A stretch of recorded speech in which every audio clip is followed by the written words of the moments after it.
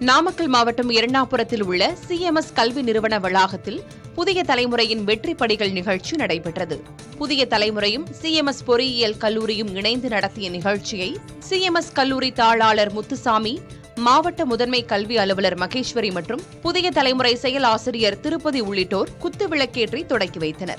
நிகழ்ச்சியில் சிறப்பு விருந்தினராக பங்கேற்ற ஆட்சியர் உமா, +2 தேர்வெழுதும் மாணவர்களுக்கு கடின உழைப்பும் கவனக்குவிப்பும் அவசியம் என்றார். கவனச்சிதறல் இல்லை என்றால் எதிர்காலத்தில் சிறந்து விளங்க முடியும் எனவும் அவர் ஊக்கமூட்டினார். தொடர்ந்து பேசிய புதிய தலைமுறை செயல் ஆசிரியர் திருப்பதி, +2 படிப்புக்கு பிறகு பல்வேறு துறைகளிலும் வாய்ப்புகள் கொட்டி கிடப்பதாகவும், ஏற்ற துறையை தேர்வு செய்து தொடர்ந்து முயற்சித்தால் உயர்ந்த நிலையை அடைய முடியும் என்றார்.